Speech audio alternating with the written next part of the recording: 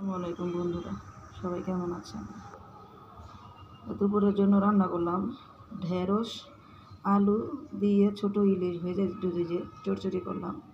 কারণ আমি ঝোল তরকারি ছাড়া ভাত খাইতেই পারি না। আপনারা হয়তো অনেকেই জানেন, আমি এর আগে অনেক ভিডিওতেও বলছি। একদিন না খাইলে মনে হয় যে কতদিন যাবত ঝোল তরকারিতে ভাত খাই নাই। তো একটু মাখা মাখা করে, এই যে একটু হালকা একদম মাখা মাখা করে যে ঢেঁড়স আলু দিয়ে ছোট ইলিশ ভেজে চচ্চড়ি করে নিলাম দুপুরের জন্য। দুপুরে না, এটা দিয়ে আমরা রাত্রেও খাবো। তো ভাবলাম আপনাদের সাথে শেয়ার করি। আর আমি এই ইলিশ মাছটা, ছোটো ইলিশ মাছটা অনেক পছন্দ করি, কারণ এটা একদম লাল লাল করে ভেজে খাইলে একটুও কাটা মনে হয় না, খুব ভালো লাগে। তো সেজন্য আমি যখন বাজার করি তখন চেষ্টা করি এই ইলিশটা, ছোটো ইলিশটা আনার জন্য, যে এটা আমরা মাঝে মাঝেই এটা ভাইজা, একদম লাল লাল করে ভাইজা, তার সাথে শুকনো মরিচ ভাইজা এটা দিয়ে খাই। তো আজকে সেই ছোটো ইলিশ ভেজে তারপরে একটু ঢেঁড়স আলু দিয়ে চচ্চড়ি করে নিলাম আমাদের খাওয়ার জন্য।